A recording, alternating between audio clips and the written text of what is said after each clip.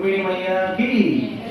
आणि रुक्मिणी मातेचा आता काय येणार आहे, परवाची येणारी द्वादशी रुक्मिणी द्वादशी, माहिती ना सर्वांना. परवाची द्वादशी रुक्मिणी मातेचा जन्मदिवस आहे. तर रुक्मिणी मातेविषयी आज आपण ऐकणार आहोत. तर आपल्या सर्वांना माहितीच आहे, तुझ्या विना संसाराचा वैकुंठाचा कारभार चालेना, एकल्या विठुरायाला संसार हा पेलना. तर विठुरायाला सुद्धा संसार, त्याचा संसार जो जगाचा संसार पेलू शकतोय, त्याचा संसार त्याला रुक्मिणी मातेशिवाय पेलत नाही. तर ही विठ्ठलाची म्हणजे असं एक आहे, भाव आहे भक्तांचा तसा. तर हे विठ्ठल रुक्मिणी किंवा राधा कृष्ण असतील, सीताराम असतील, लक्ष्मी नारायण असतील, जोडी आहे शक्ती आणि शक्तिमान. भगवान श्रीकृष्णांची नित्य संगिणी आहे रुक्मिणी माता. आणि जसं राधाराणी असेल किंवा राधाराणी असेल, सीता माता असेल, परवा नवमी झाली सीतानवमी, आणि आता आज दशमी, कालच होती सीतानवमी. सीतानवमी काल झाली. तरी भगवंताच्या ज्या शक्ती आहेत, भगवंताच्या 3 प्रकारच्या शक्ती आहेत. कशा? तर एक शक्ती आहे त्यामध्ये की भगवंताची जी रुक्मिणी माता, राधाराणी, त्यानंतर सीता माता, ह्या सगळ्या ज्या शक्ती आहेत, त्या शक्तीला काय म्हणायचं? आल्हादिनी शक्ती. काय म्हणायचं? आल्हादिनी शक्ती. म्हणजे ही शक्ती भगवंताला आल्हाद देण्यासाठी भगवंतापासूनच ही शक्ती आलेली आहे. तसे तर भगवंताच्या अनेक शक्ती आहेत. शास्त्रामध्ये असं म्हटलेलं आहे की पराश्य शक्ती विविधैव श्रूयते स्वाभाविकी ज्ञान बलक्रियाच. अनेक शक्ती आहेत भगवंतांच्या. त्यामध्ये जी शक्ती आहे ही विशेष शक्ती, आल्हादिनी शक्ती. मग आपण सुद्धा भगवंताचे अंश आहोत, तटस्था शक्ती आहोत आपण कोणती शक्ती? तटस्था शक्ती. जीव कोणत्या शक्तीमध्ये येतो? लक्ष द्या बसताय. जीव कोणती शक्ती आहे? तटस्था शक्ती. म्हणजे समुद्र आहे किंवा नदी आहे, नदीच्या काठावरती आहोत आपण. पूर्ण नदीचा काठ म्हणजे पूर्ण पलीकडे पण नाही आणि पूर्ण पाण्यात पण नाही, बरोबर काठावरती आहोत. म्हणजे कधी कधी आपण आता इथं सत्संग ऐकतो तर पूर्ण आपण आध्यात्मिक एनर्जीच्या कार्यक्षेत्राखाली आहोत. बाहेर घरी गेलो की परत आपण पूर्ण भौतिक एनर्जीच्या कार्यक्षेत्राखाली जातो. ह्या दोन्ही म्हणजे कधी इकडे कधी तिकडे, म्हणून आम्ही तटस्थ शक्तीमध्ये येतो. आणि दुसरी भगवंताची शक्ती आहे ती म्हणजे बहिरंगा शक्ती, जिला माया शक्ती म्हणतात. या भौतिक जगाची अधिष्ठात्री आहे. तर ही रुक्मिणी देवी भगवंताची आल्हादिनी शक्ती आहे. आणि जेव्हा कधी भगवंत अवतार घेतात त्यावेळेस प्रभू श्री रामचंद्र आले म्हणजे सीतामाता येणारच, विठ्ठल आले म्हणजे रुक्मिणी असणारच आहे सोबत, असं नाही की नसणार आहे. कृष्ण आले म्हणजे राधा असणारच आहे, नारायण आले म्हणजे लक्ष्मी असणारच आहे. कारण हे दोन्ही ह्या जोड्या ज्या आहेत ह्या शाश्वत जोड्या आहेत. आता या भौतिक जगात असणाऱ्या जोड्या, तुमच्याही जोड्या असतील, तर त्या जोड्या काही शाश्वत आहेत का? नाही. तरी सुद्धा आम्ही वट सावित्रीला काय म्हणतो? 7 जन्म हाच पती मिळावा. आता कशासाठी मिळावा प्रत्येकाला माहिती असतं. तर तसं ह्यांचं फक्त 7 जन्माचं नातं नाहीये भगवान पांडुरंगाचं आणि रुक्मिणीचं. ह्यांचं कसं आहे? अनंत जन्माचं नातं आहे. तर यामध्ये जेव्हा भगवान श्रीकृष्ण या भूतलावरती अवतीर्ण झालेले होते, गोकुळामध्ये भगवंताचा जन्म झाला. त्यानंतर गोकुळात काही काळ लीला केल्यानंतर वृंदावनमध्ये भगवंत गेले, गोकुळ सोडून नंदगावला गेले. नंदगावातून परत भगवंत मथुरेला गेले, मथुरेतून परत द्वारकेला गेले. आणि द्वारकेला जेव्हा भगवंत गेले तेव्हा भगवंताचं लग्नाचं वय झालेलं होतं. आणि याच काळामध्ये विदर्भामध्ये कौंडिन्यपूर नावाचं ठिकाण आहे. कौंडिन्यपूर आपल्या सर्वांना माहिती असेल, हे रुक्मिणी देवीचं जन्मस्थान आहे. तसं तर रुक्मिणी देवी ही कोण आहे? महाराष्ट्राची आहे. मग आम्ही सगळे वर पक्षातले झालो की वधू पक्षातले? तुम्ही कोणत्या पक्षातले सगळेजण? वधू पक्षातले ना? रुक्मिणी मातेकडून की पांडुरंगाकडून? तुम्ही कोणत्या पक्षातून? विवाहाच्या वेळेस वसंत पंचमीला कुठे उभा राहतात? तर आम्ही सगळे पांडुरंग आपले जावई आहेत, महाराष्ट्राचे जावई. कसं भगवंत काय, भगवंताला कुठलं महाराष्ट्र आणि हे काही नाही, लिमिटेशन्स नाही आहेत.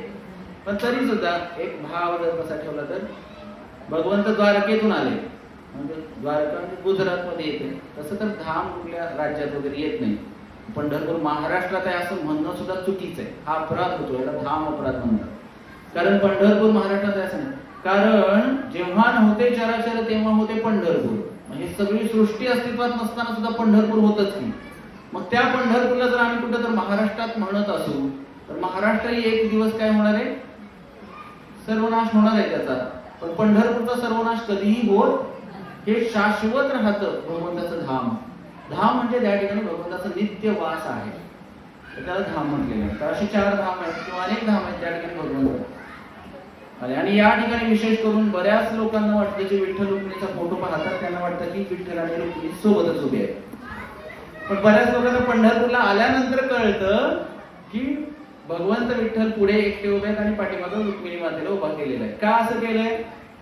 कारण भगवंत पर्सनली मीटिंग, या ठिकाणी भक्तांना भगवंत वैयक्तिकरित्या भेटतायत. इतकं आदान, इतकं प्रेम, भक्तवत्सल आहेत भगवंत. आणि इतकं प्रेम म्हणले की हे घरचं जे आहे थोडस लांबच. कारण बायको जवळ असेल की मग काय आलेलं व्यक्तीला जास्त वेळ देता येणार नाही. भगवंतांचंही तसंच आहे. शेवटी अतिमानवीय लीला असं म्हणतात याला, की या ठिकाणी भगवंत आले की इथल्यासारखेच होऊन जातात, इथल्यासारखे असल्यासारखे वागतात भगवंत. इथं आल्यानंतर साधारण मनुष्यासारखे वागतात. मग कधी कधी आपल्याला वाटतं की मग कृष्णही आमच्यासारखेच होते, राम सुद्धा आमच्यासारखेच होते, मग फरक काय आहे त्यांच्यात आणि आमच्या? मग कधी कधी तसं वाटतं आपल्याला. कारण त्यांनी पण काय केलं, त्यांनी पण संसार केला, त्यांनाही मुलं उत्पन्न झाले. भगवान श्रीकृष्णांच्या तर 16,108 पत्नी होत्या. आणि प्रभू श्री रामचंद्र तर एक पत्नी, एक वचनी, एक बाणी होते. म्हणून भगवंताला समजून तत्वतः जन्म कर्म चमे दिव्यम एवं यो वेत्ती तत्वतः त्यक्त्वा देहं पुनर्जन्म नैति मामेति सो अर्जुन. हे अर्जुना, तुझं जन्म, माझं जन्म कर्म दिव्य आहे हे तू समजून घे, तत्वतः जाणून घे असं भगवंताने सांगितलं. आणि मग जसं भगवंत इकडं मोठे झालेले होते तसं रुक्मिणी मातेचाही जन्म झालेला होता कौंडिन्यपूर या ठिकाणी. आणि रुक्मिणीच्या वडिलांचं नाव काय? राजा भीष्मक. ते गीत आहे ना, त्यामध्ये म्हटले ना, या पंढरपुरात काय वाजत गाजत सोन्याचं बाशिंग लगीन देवाचं लागत. आणि पुढं काय? राजा भिंकाच्या होत 9 जणी कन्या दाखली रुक्मिणी दिली पंढरीच्या वाण्या. हे जुळवलेलं आहे. 9 कन्या नव्हत्या भीष्मकांना, एकच कन्या होती, ती रुक्मिणी माता. हे फक्त गाणं जुळवण्यासाठी त्यांनी तसं म्हटलेलं आहे. बऱ्याच वेळेला मग आपल्याला चुकीचा अर्थ लागत असतो अशा काही गाण्यांमध्ये वगैरे.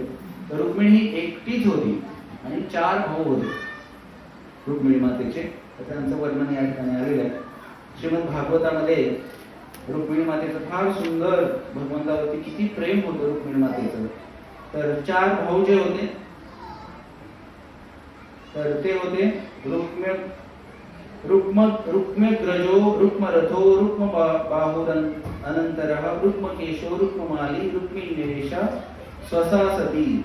त्यामध्ये बघा 5 सर्वात थोरला होता रुक्मी, रुक्मरथ, रुक्मबाहू, रुक्मेश आणि रुक्ममाली. 5 भाऊ होते, 4 नाही 5 भाऊ होते. आणि 6वी एक कन्या ती रुक्मिणी माता. सगळ्यांची रु वर्णच नाव आहे. पहिला भाऊ त्याचं नाव होतं रुक्मी, दुसरा होता रुक्मरथ, रुक्मबाहू तिसरा, चौथा रुक्मेश, रुक्मकेश आणि 5वा होता रुक्ममाली आणि 6वी रुक्मिणी माता. असे 6 जण होते. आणि तो सगळ्यात मोठा होता रुक्मी, त्याचा जो मित्र होता तो होता शिशुपाल. त्याला असं वाटायचं की माझी जी बहीण आहे ती शिशुपालला दिली पाहिजे, किंवा तिच्यासाठी योग्य वर कोण आहे? शिशुपाल आहे. आणि जो रुक्मी होता तो भगवान श्रीकृष्णाचा खूप द्वेष करायचा. आणि मग इकडं रुक्मिणीनं बऱ्याच वेळेला, रुक्मिणीचे जे वडील होते ते राजा होते आणि राजांच्या घरी मग साधू संत येतच असतात राजवाड्यात, बोलवायचे त्यांना. आणि मग नारद मुनी बऱ्याच वेळेला यायचे, नारायण नारायण करत. नारद, आपल्या इकडे त्यांना कळीचा नारद म्हणतात, पण तसं नाहीये. नारदांची सेवा आहे ती, भगवंताची लीलाचा विस्तार करणं. जर नारद त्या ठिकाणी पोहोचलेच नाहीत, बऱ्याच ठिकाणी ज्या ठिकाणी पोहोचले, तर तिथून लीला वाढली, पुढं काहीतरी घडणार. नारद पोचले म्हटल्यानंतर काहीतरी विशेष घडणार आहे, अजूनही काहीतरी त्या लीलेमध्ये ट्विस्ट येणार आहे असं समजायचं. तर नारद मुनी त्या ठिकाणी जायचे आणि नारद मुनी भगवंतांबद्दल सांगायचे, भगवान श्रीकृष्णांबद्दल गोकुळातल्या लीला सांगायचे. कशा प्रकारे भगवान श्रीकृष्ण गोपींची वस्त्र चोरले, त्यानंतर लोणी चोरलं भगवंतांनी, अशा बऱ्याच लीला सांगायच्या. आणि त्या लीला लहानपणीच्या लीला, त्यानंतर भगवंताच्या शूरवीर रसाच्या लीला पण सांगायचे की आज या कधी बकासुराचा वध केला भगवंतांनी, अघासुराचा वध केला, त्यानंतर ह्याचा कोणती पूतना मावशीचा वध केला. तर अशा अनेक वध केले. तर हे सगळं ऐकून रुक्मिणीला फार आनंद व्हायचा.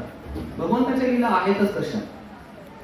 तर त्या लीलांचं इतकं जे हे आहे, तर गोपी सुद्धा म्हणतात गोपी गीतामध्ये, तव कथामृतं तप्त जीवनं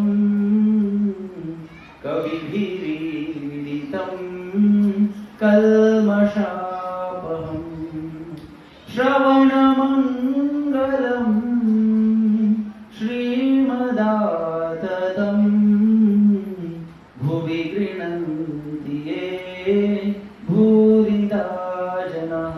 गोपी गीत आहे भागवतामध्ये. त्यामध्ये हा श्लोक आहे. त्या गोपी म्हणतात, तव कथामृतम तप्त जीवनम, तुमचे जे कथेचं अमृत आहे, म्हणजे भागवत कथाच्या आता जी आपण कथा ऐकत आहात सगळे, तर हे कथामृत जेव्हा आम्ही पान करतो, त्या कथामृताचं तप्त जीवनम, आमचं जीवन कसं आहे की तप्त आहे. आणि त्या तप्त जीवनामध्ये तुमच्या कथा म्हणजे शांत करणाऱ्या आहेत. तप्त जीवनाला जसं बघा, संपूर्ण उन्हाळाभर जेव्हा ही धरती तापलेली असते आणि पहिला मृगाचा पाऊस जेव्हा पडतो, तेव्हा त्या पृथ्वी मातेला किती आनंद होतो. तिच्यातून जो सुगंध आहे तो किती दरवळत असतो आणि तिला किती आनंद होतो पृथ्वीला. तशा प्रकारचा आनंद आम्हाला होतो असं गोपी म्हणतायत. इतका आनंद त्या कथांमध्ये आहे भगवंतांचा. तर भगवंताचं नाम, भगवंताचं रूप, भगवंताच्या लीला, भगवंताच्या कथा, भगवंताचं धाम हे भगवंतांपासून अभिन्न आहे. प्रत्येक गोष्ट ही भगवंताच्या समानच आहे हे लक्षात घेतलं पाहिजे. म्हणून त्या गोपींना तेवढा आनंद यायचा जेव्हा कथा ऐकायच्या तेव्हा. त्यामुळं गोपी असं म्हणाल्या. आणि मग जेव्हा रुक्मिणी माता ऐकत होत्या, तर ही तर नित्य शाश्वत संगिनी आहे. तिच्या मनात आधीच भगवंताबद्दल प्रेम, तसंच प्रेम आमच्याही मनामध्ये आहे भगवंताविषयी. पण आम्ही पण विसरलोय. आम्ही पण जेव्हा पोटात होतो, आईच्या गर्भामध्ये असताना, तर जीव आतून बाहेर येण्यासाठी धडपड करत असतो आणि आतून भगवंतांना प्रार्थना करत असतो, भगवंता इथून बाहेर काढा. बाहेर आल्यानंतर केवळ फक्त तुमचं भजन करेल. मग बाहेर आलो की भजन चालू करेल. आणि जसं जीव बाहेर येतो त्यावेळेस भजन तर लांबच राहतं, भोजनाच्या पाठीमागं लागतो. असंच होतं की विसरतो आम्ही त्या भगवंताला, विसरतो. आता कुठेतरी आम्ही थोडस आठवतही असू त्याला, पण ती तीव्रता येते का अजूनही? कधी भगवंता कधी विसरू नको श्रीरामाला, किंवा आश्रमात या कधी रे येशील. शबरीनं किती वाट बघायची, रोज वाट बघायची, रोज सडा रांगोळी फुलांनी अंतरून सगळं, रोज बोरं तोडून आणायची, रोज. असं अनेक वर्ष केलं शबरीने, वाट बघायची शबरी. आम्ही तर भगवंताच्या घरातच राहतोय, मग कधी आम्हाला असं उत्कंठ होते, नाही दर्शन केलंच पाहिजे. अजूनही मूर्तीचं दर्शन तर होत आहे, पण प्रत्यक्ष दर्शन कधी होईल अशी आस मनामध्ये जागी झाली का? अजून नाही झालेली. का नाही होत आहे? ती तीव्रता येत नाही तोपर्यंत भगवंत भेटत नाही. द्रौपदीने सुद्धा काय केलं होतं, बोलवलं होतं भगवंताला. जेव्हा तिचं वस्त्रहरण होत होतं तेव्हा बोलवलं. स्वतःच रक्षण, लज्जा रक्षण करण्याचा प्रयत्न केला, असं हात वगैरे करून. परत वाटलं की माझ्याच्याने काही होणार नाही भगवंताला, म्हणून हात दोरीवरती केले, तरी पण भगवंत आले नाही. मग द्रौपदी म्हणते, इतका निष्ठुर भगवंत असू शकतात का? नाही. भगवंतांना येण्यासाठी वाट मोकळी करून द्यावी लागते. आणि ती वाट कशाची आहे? अश्रूंची वाट मोकळी करून द्यावी लागते. हे गोविंद, हे द्वारकाधीश असं म्हणून जेव्हा डोळ्यातून अश्रू टिपकला, लगेच भगवंत हजर होतो. भगवंत कधी येतात? डोळ्यातून अश्रू आल्यानंतर. म्हणून डोळ्यातून अश्रू उगतच रडे नाही, विठ्ठला करून भाव असायला पाहिजे तसा. मनामध्ये तसा भाव निर्माण होण्यासाठी कथा श्रवण केलं पाहिजे. कधी असा भाव निर्माण होईल जेव्हा आपण ऐकू भगवंताविषयी. मग रुक्मिणी मातेने इतकं ऐकलं आणि ऐकून प्रेम झालं रुक्मिणीचं. आणि ते प्रेम काही साधारण प्रेम नव्हतं. पहिलं प्रेम रुक्मिणी, ज्या व्यक्तीला तिने बघितलंच नाही कधी, केवळ ऐकलं आणि ऐकून प्रेम केलं. आणि नुसतं प्रेम केलंच नाही, धाडस तर बघा. आजकाल लोक प्रेम करतात पण सांगायला एकमेकांना भीती वाटते. पोरांना सुद्धा मेसेज करायचं म्हटलं तरी अवघड. पहिलं काय करायचे? चिठ्ठी लिहायची, पत्र लिहायचे, चिठ्ठी लिहायचे, प्रेम दर्शवण्यासाठी किंवा सांगण्यासाठी. ते गीत पण आहे ना, कबूतर जा जा जा, होतं पूर्वीच होतं ते. आता काय राहिलं नाही. आता मोबाईल वरती लगेच व्हॉट्सअप, इन्स्टा, फेसबुक, त्याच्यावरती लगेच देतात. आणि इतकं फास्ट झाले आजकाल. पहिलं ते पत्र जाणार, मग त्या पत्राची वाट बघायची, मग तेवढं प्रेम इतकं वाढायचं ना त्या पत्राची वाट बघायची. एखादं पत्र बघा, पूर्वी संदेश देणं किती अवघड होतं. आता लगेच एका क्लिक मध्ये कॉल पण होतोय, लगेच बोलत पण होतं. त्याचं काही व्हॅल्यूच राहत नाही. पूर्वी पत्र लिहिताना डोळ्यातून अश्रूंच्या धारा लागायच्या. भाव असायचा ना मनामध्ये की मला पत्र, माझ्या अमुक व्यक्तीसाठी पत्र लिहिले. मग ते पत्र पोहोचण्यासाठी तेवढा वेळ, परत पत्र येण्यासाठी तेवढा वेळ. आणि तोपर्यंत मनातले ते रिलेशनशिप जे आहे किंवा एकमेकांप्रतीचा जो बंध आहे तो अधिकच दृढ होत जायचा. तसं रुक्मिणी मातेनं केवळ प्रेम केलंच असं नाही, तर पहिलं लव्ह लेटर कोणी लिहिलं असेल तर ते रुक्मिणी मातेने लिहिलेलं आहे. पांडुरंगाला रुक्मिणी मातेने लव्ह लेटर लिहिलेलं आहे, भागवतामध्ये आहे. आणि त्यामध्ये जवळजवळ श्रीमद भागवत स्कंद 10 अध्याय 52, त्या 52व्या अध्यायामध्ये रुक्मिणी माता जवळजवळ 37व्या श्लोकापासून ते 9 ते 10 श्लोकांचं पत्र आहे. त्यामध्ये रुक्मिणी माता पहिल्यांदा म्हणते, पहिल्या पत्राच्या ह्याच्यामध्ये रुक्मिणी माता लिहिते पहिल्या श्लोकामध्ये, श्री रुक्मिणी वाच. माझ्या पाठीमागे म्हणण्याचा प्रयत्न करा. तर रुक्मिणी मातेच्या प्रसन्नतेसाठी आपण श्लोक म्हणण्याचा प्रयत्न करू शकता. श्रुत्वा गुणान् भुवन सुंदर शृण्वतां ते. ओके, श्रुत्वा गुणान् भुवन सुंदर शृण्वतां ते. निर्विश्य कर्ण विवरे हरतो अंगतापम. रूपं दृशां दृशिमतां अखिलार्थलाभं त्वयच्युता विशति चित्तमपत्रपं मे. तर या पहिल्या श्लोकामध्ये रुक्मिणी माता काय म्हणते बघा.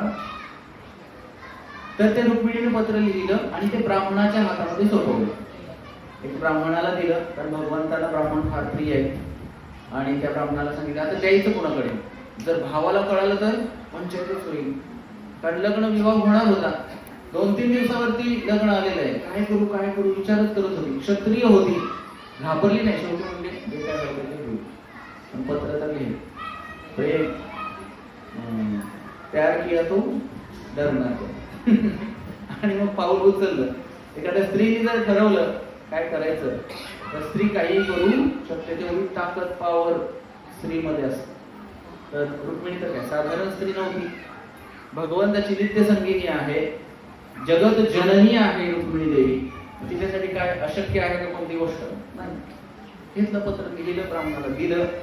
आणि त्या पहिल्या याच्यामध्ये ती म्हणते, हे भुवन सुंदर श्री कृष्ण, तुमचे गुण श्रोत्यांच्या कर्णरंध्रामध्ये प्रविष्ट होऊन त्यांची अखिल शारीरिक दुःखे नष्ट करतात. श्रुत्वा गुणान् भुवन सुंदर शृण्वतां ते. तुम्ही इतके भुवन सुंदर, त्रिभुवन सुंदर, सुंदरते ध्यान उभे विटेवर. इतके सुंदर आहात त्रिभुवनामध्ये. आणि तुमच्या त्या सुंदरतेचं, तुमच्या गुणांचं वर्णन जेव्हा कर्णरंध्रामध्ये, कानामध्ये प्रवेश करतं तेव्हा काय होतं, त्या ज्या व्यक्तीच्या कानात प्रवेश करतं त्या व्यक्तीचं काय होतं, हरतो अंगतापम, त्या व्यक्तीचे ताप नष्ट होतो. ताप म्हणजे आलेला ताप असं साधारण ताप नाही, आजारी पडल्यावरती ताप नाही. त्रिताप कुठले कुठले आहेत? आदि दैविक, आदि भौतिक आणि आध्यात्मिक, हे 3 प्रकारचे ताप असतात. तर आध्यात्मिक ताप म्हणजे काय? Due to our own body and mind, स्वतःच्या शरीर आणि मनामुळे जे दुःख होतं त्याला म्हणायचं आध्यात्मिक ताप. आदि दैविक ताप म्हणजे सुनामी, भूकंप, जास्त पाऊस पडणं, दुष्काळ, अशा काही गोष्टी, त्याला आदि दैविक. आदि भौतिक म्हणजे due to other living entities, दुसऱ्यामुळे जो त्रास होतो, डास चावणं, साप चावणं, विंचू चावणं, कोणीतरी थोबाडीत मारणं, काहीतरी म्हणणं, शिवी देणं, दुसऱ्यामुळे झालेला त्रास, त्याला काय म्हणायचं? आदि भौतिक ताप. तर हे 3 ताप, असे हे सगळे ताप हरून गेले, हरून जातात, नष्ट होतात. आणि काय होते? रुक्मिणी माता सांगते शारीरिक दुःखे नष्ट करतात, सगळं दुःख नष्ट होतं भगवंताचं. तर श्रील प्रभुपाद सुद्धा सांगतात, जो कोणी या हरे कृष्ण आंदोलनामध्ये येऊन हरे कृष्ण कृष्ण कृष्ण हरे हरे, हरे राम राम राम हरे हरे, या महामंत्राचा जर आपण जप केला तर आपले सुद्धा सर्व शारीरिक दुःख, शारीरिक आजार सुद्धा नष्ट होतात. हरे कृष्ण महामंत्राचा हा प्रभाव आहे, नामाचा प्रभाव आहे. हा कुठल्याही प्रकारचा तुम्हाला रोग झालेला असेल तर तुम्ही निष्ठेने दररोज भगवंताचं नाम घेतलं तर ते रोग सुद्धा ते नाम नाहीसं करतं, जे रुक्मिणी माता इथे सांगते पत्रामध्ये. शारीरिक दुःखे नष्ट करतात. तुमचे रूप पाहून लोकांच्या अनुपम गोष्टी पाहण्याच्या सर्व इच्छा तृप्त होतात. या जगात जर पाहण्यासारखं काय असेल तर ते केवळ तुमचं रूप आहे. रूपे सुंदर सावळा गे माये, किंवा तुझे रूप सिद्धी राहो, किंवा असे अनेक अभंग आहेत. रूप पाहता लोचनी, सुख झाले ओ साजनी. इतकं सुख त्या भगवंताला पाहण्यामध्ये. आणि मग तुमच्यासारखं दुसरं कोणी अनुपम अशी गोष्ट दुसरी पाहायची राहतच नाही. नाहीतर मग काय, या जगातले लोक काय बघतायत? बार बार देखो, हजार बार देखो, देखने की चीज है बड़ी, अरे क्या चीज है बाबा. टीव्ही बघतायत, मोबाईल बघतायत, त्या मोबाईल टीव्ही मध्ये काय आहे? आमचे गुरु महाराज म्हणून नंगा नाच चल रहा है और लोग देख रहे हैं बैठ बैठ के. अभी तो बैठ बैठ के नहीं, अकेले अकेले देख रहे हैं सब इस मोबाईल में. आम्ही लोक बघा असे बघत राहतात. पूर्ण समोर एका घरामध्ये काय झाले, शेजारी होते, त्याची पत्नी मोबाईल बघत होती आणि तो शेजारचा व्यक्ती पण मोबाईल मध्येच बघत होता. तो स्वतःच्या घरी गेलाच नाही, दुसऱ्याच्या घरी गेला, त्या पत्नीला पण बघितलं नाही. त्याला जेवायला वाटत होतं, जेवला पण ती मोबाईल मध्येच बघत सगळं. तो दुसऱ्याच्या घरी घेऊन त्याच्या घरी जेवण करून निघून गेला आणि तिचा खरा पती जेव्हा आल्यावर जेवायला वाटून आत्ताच तर जेवून गेला ना, आता कसं वाटत? खोटं पण आहे, खरं सांगतो. तर असं झालेलं लोक कळतच नाही. इतके लोक त्या मोबाईल मध्ये गुंग झाले, मग कुठं आम्ही मग भगवंतांना द्यायला वेळ कुणाकडे आहे? तर हे सगळं दूर ठेवावं लागेल आपल्याला. कलौ साधन बाधकः, कलियुगामध्ये साधनेमध्ये बाधा आणणाऱ्या बऱ्याच गोष्टी आहेत. तर रुक्मिणी माता म्हणते की सगळ्या गोष्टी तुम्हाला पाहिल्यानंतर सगळ्या अनुपम गोष्टी पाहण्याच्या इच्छा तुमच्या होतात. तुमच्या अशा या गुणांच्या आणि रूपाचे महात्म्य ऐकल्यानंतर मी माझे मन तुमच्यावर निर्लज्जपणे स्थित केले आहे.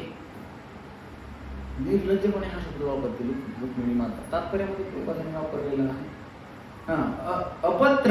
अपत्रम म्हणजे संस्कृत शब्द आहे. निर्लज्ज याला संस्कृत शब्द अपत्र आहे. रुक्मिणी माता म्हणते की माझं मन निर्लज्जपणे, कारण विवाह झालेला नाहीये ना अजून, त्यामुळं हा शब्द वापरते की मी तुम्ही माझं वरण करा, पाणी ग्रहण करा, मनापासून मला तुम्ही आवडलेले आहात. आपणही भगवंताला तसं म्हणावं. आता जे पती, खरे पती तर भगवंत आहेत. धियापती, श्रीपती, सात्वताम पती, सगळे पती कोण आहेत? भगवंत आहेत. जे काही बुद्धीचे पती आहेत, धियापती, या जगाचे पती, आपल्या बुद्धीचे पती, सगळ्या संसाराचे पती कोण आहेत? भगवंत आहेत, पांडुरंग आहेत. मग आमच्या मग तुम्ही म्हणाला आता या जन्मामध्ये जे पती लाभलेले आहेत आम्हाला त्यांचं काय, ते या जन्मापुरते मर्यादित आहे. जसं मीराबाई होत्या, त्यांनाही पती होते, त्यांनी पण काय केलं. मग याचा अर्थ असा नाही की त्या पतीची सेवा नाही करायची, ह्या पतीची सेवा ती पण रुजू नाही होणार. तर ते त्यांची सेवा करून यांची सेवा केली पाहिजे, किंवा दोघांनी मिळून यांची सेवा केली पाहिजे.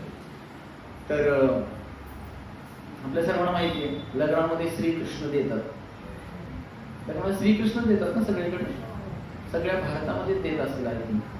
महाराष्ट्रामध्ये आहे तशी प्रथा. दुसरा कुठला देव देतात का लग्न? बिरोबा, म्हसोबा, खंडोबा, ते सगळे देव आपण गोळा करतो. बरं, पण लग्नात देताना श्रीकृष्णच दिला जातो. का दिला जातो कोण सांगेल? तुमच्या सगळ्यांची लग्न झाली, सांगा बरं का दिला जातो? तुम्ही म्हणा देव देतात मी पूजेलाच देणार की मला दुसरं कशाला देतो? का दिला जातो सांगा? तो दिलेला देव मग आम्ही कुठे ठेवतो? तुळशी. काही जण ठेवतात तुळशी पूजेला ठेवते, ते तिथंच ठेवून टाकतात त्याला. किंवा काही जणांचं मंदिर कुठं असतं? जिना असतो, जिना त्या जिन्याखाली काही जणांचं मंदिर असं काही लोक करतात. असं नाही, भगवंतासाठी सेपरेट मंदिर असलं पाहिजे, व्यवस्थित त्यांच्यासाठी विशेष छोटंसं मंदिर, त्या मंदिरामध्ये भगवंताची स्पेशल जागा. भगवान श्रीकृष्ण पूर्ण पुरुषोत्तम भगवंत आहेत. बघा इथं रुक्मिणी मातेने इतकं सुंदर वर्णन केलेलं आहे. तर त्यांची जागा इतर देवी देवतांच्या सोबत नाहीये. अहम सर्वस्य प्रभवः मत्तः सर्वं प्रवर्तते इति मत्वा भजन्ते मां बुधा भाव समन्वितः. मी सर्वांचा प्रभू आहे, जो सर्वांचा प्रभू आहे त्याचं स्थान नेहमी उच्चच आहे. आणि तसं मग देवी देवतांची पूजा भगवंताच्या सोबत नाही व्हायला पाहिजे. भगवंत भगवंत आहेत आणि देवी देवता देवी देवतांच्या ठिकाणी आहे. तर त्यामुळं भगवंताचं स्थान हे पूर्ण पुरुषोत्तम भगवंत आहेत, अखिल ब्रह्मांडाचे नायक आहेत. तर त्यांचं स्थान तसंच राहिलं पाहिजे. तर जे श्रीकृष्ण दिले जातात, विवाह, वि म्हणजे विष्णू, वाह म्हणजे उचलून धरणे, दोघांनी एकत्र येऊन त्या श्रीकृष्णाची सेवा करावी म्हणून ते श्रीकृष्ण दिलेले असतात. केंद्रस्थानी भगवंताला ठेवून संसार करावा म्हणून. लोक काय करतात? भगवंताला बाजूला करून माझा सोन्याचा संसार राजराणीचा दरबार. मग सोन्याचा संसार, देवाला विसरून सोन्याचा संसार कसा होईल? नाही होणार. मग असं काहीतरी आपण करण्याचा प्रयत्न, इंद्रिय तृप्ती झाली, सुख नाही भेटणार याच्यामुळे. पण भगवंताला धरून जर संसार केला तर सुख काय होईल? लोटांगण झालेलं आपल्याकडे. त्यामुळं भगवंताचं नामस्मरण करत करत करत आपण संसारिक गोष्टी कर्तव्य आपले करावे. तर रुक्मिणी माता या ठिकाणी सांगत आहे की माझं मन तुमच्यावरती हे झालेलं आहे. मग पुढच्या श्लोकामध्ये त्या म्हणतात, कात्वा मुकुंद महती कुलशील रूप विद्या वयोद्रविण धाम अभिरात्म तुल्यम धीरापतीं कुलवतीन वृणीत कन्या काले नरसिंह नरलोक मनोभिरामम. हे मुकुंद, कुल, शील, सौंदर्य, ज्ञान, तारुण्य, ऐश्वर्य आणि सामर्थ्य या गुणांमध्ये तुमच्या समान असा कोणीच पुरुष या विश्वामध्ये अस्तित्वात नाही. भगवान श्रीकृष्णासारखं कोणीच नाही. झाले बहु होतील बहु पण या सम हा, असं काही लोक म्हणतात भौतिक जगातील लोकांची तुलना, त्यांचं महत्त्व सांगण्यासाठी. तर श्रील प्रभुपाद तात्पर्यामध्ये सांगतात, असम ऊर्ध्व. असम म्हणजे भगवंता समान कोणी नाही, आणि ऊर्ध्व म्हणजे भगवंताच्या पेक्षा मोठं कोणी सुद्धा नाही कुठल्याही गोष्टीमध्ये. त्या ठिकाणी जे वर्णन केलेलं आहे त्यामध्ये पुढे म्हणते, हे नरसिंह, तुम्ही अखिल मानवांच्या मनांना अपार आनंद प्रदान करता. नरसिंह भगवंत, आता परवाच आहे नरसिंह चतुर्दशी, 30 तारखेला आहे. तर मंदिरामध्ये कार्यक्रम होईल, सर्वजण आमंत्रित आहात.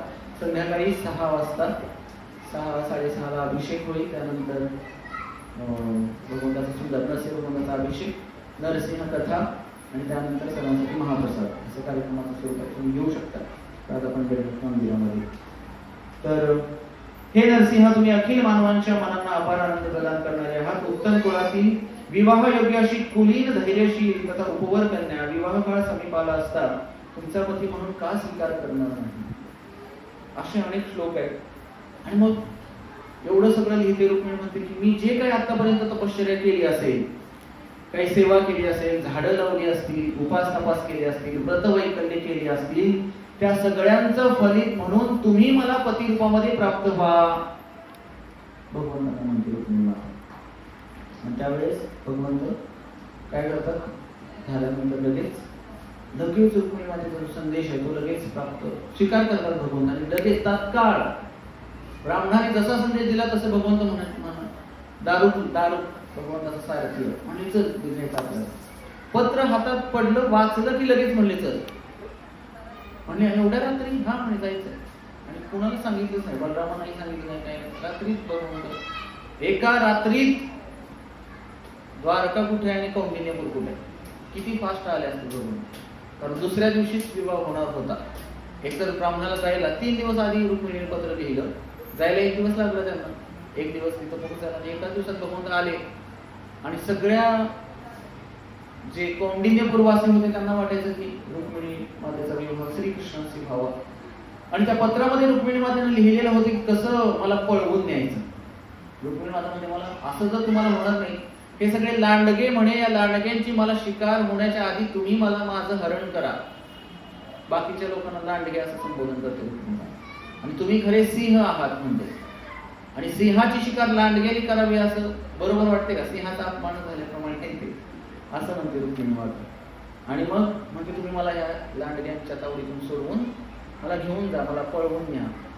तर हा आसुरी प्रकारचा विवाह आहे. तसं भगवंत कुठल्याही लीला करायची म्हणल्यावर भगवंत काहीही करू शकतो, पळवूनही घेऊ शकतो, भगवंताची संपत्ती. तर एकदा काय झालं की श्रील प्रभुपादांकडे एक व्यक्ती आला, लग्न झालेलं होतं त्याचं, सांगायला नाही, प्रभुपाद ही माझी पत्नी आहे. प्रभुपाद म्हणजे गपरे, ही तुझी पत्नी नाहीये, तू कृष्णाची एक चोरलीस म्हणे. काय म्हणाले श्री प्रभुपाद, ही कृष्णाची संपत्ती आहे, आपण सगळे जीव कोणाचे आहोत, भगवंताचे अंश आहोत, तर त्यातलीच तू एक चोरली ना, ते सांगायला लागला की माझी पत्नी आहे म्हणून. तर असंच आहे, प्रत्येक गोष्ट आपण भगवंतापासूनच घेतो.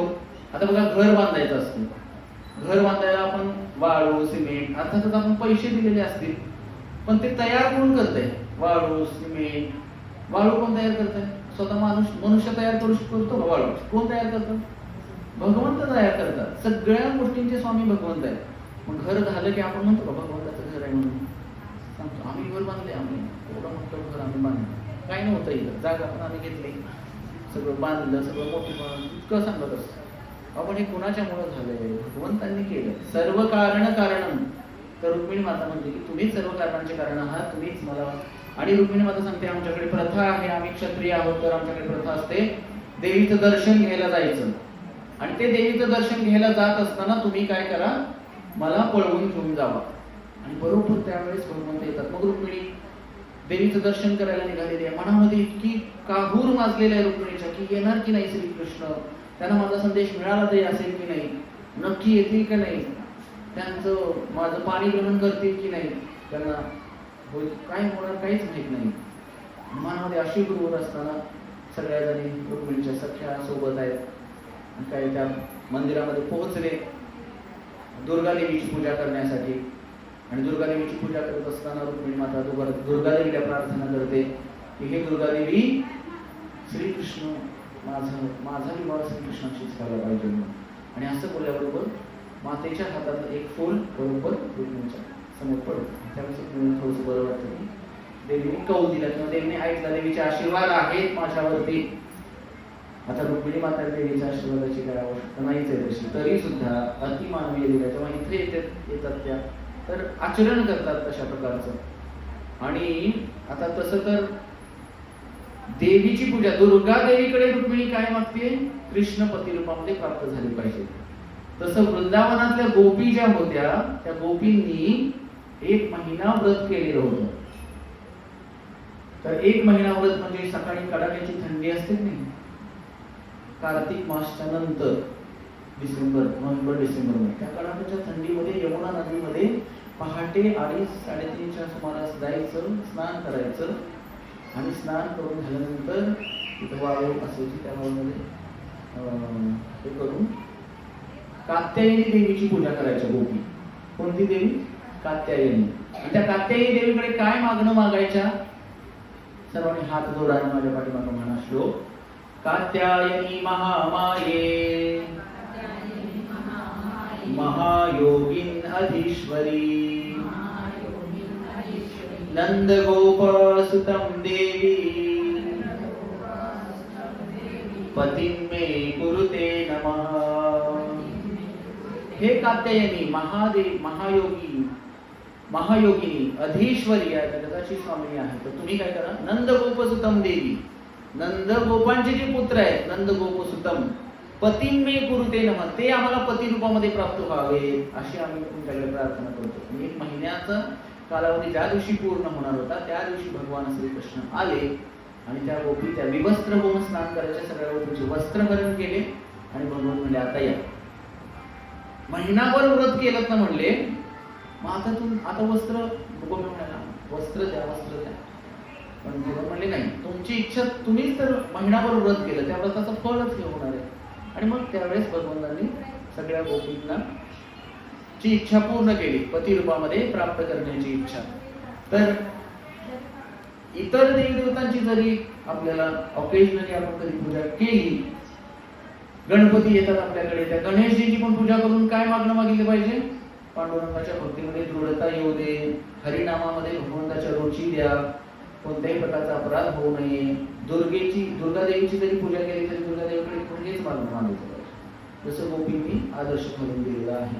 रुक्मिणी मातेने तसंच केलं आणि इतकी सुंदर होती दिसायला, साक्षात महालक्ष्मी स्वरूप आहे ना, साक्षात महालक्ष्मी आहे रुक्मिणी देवी। आणि दुर्गा मातेचं दर्शन झाल्यानंतर पुन्हा जेव्हा पायऱ्या उतरायची वेळ आली, रुक्मिणी माता दरवाजाकडे चाललेले आहे आणि असा जो पदर होता रुक्मिणी देवीचा दिसत नव्हतं काही सुद्धा, आणि थोडासा पदर जेव्हा असा करून त्यांनी बाहेर असा दृष्टिक्षेप टाकला, सरळ नजर गेली ती श्रीकृष्णांकडेच, रुक्मिणीची पहिली नजर। आणि पहिल्या नजरेत बघा, आतापर्यंत बघितलं सुद्धा नव्हतं, पण शाश्वत संगीनी आहे, त्यांना कळालं की ते श्रीकृष्ण, आणि श्रीकृष्णाने तिकडून इशारा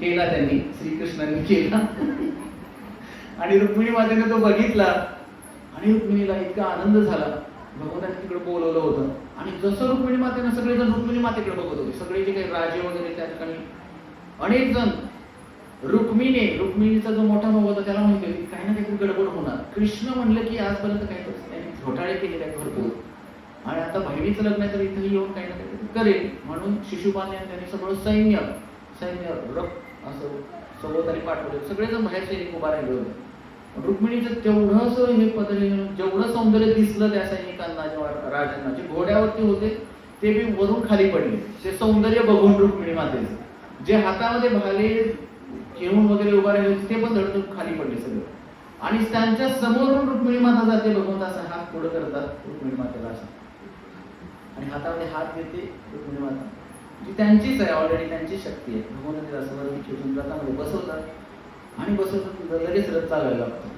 पळवतात आणि अरे अरे अरे अरे काय झालं, काय झोपलात की काय सगळे, असं कोण म्हणते, शिशुपाल आणि रुक्मिणी। पळवून नेलं, माझ्या बहिणीला पळवून नेलं, त्याचा पाठलाग करा करा करा करत म्हणून तर भगवंत धूम लांब गेले रथ घेऊन, आणि रथ घेऊन गेले भगवंत, मागं रुक्मिणी भगवंताच्या लागले। मग बराच अंतर गेल्यानंतर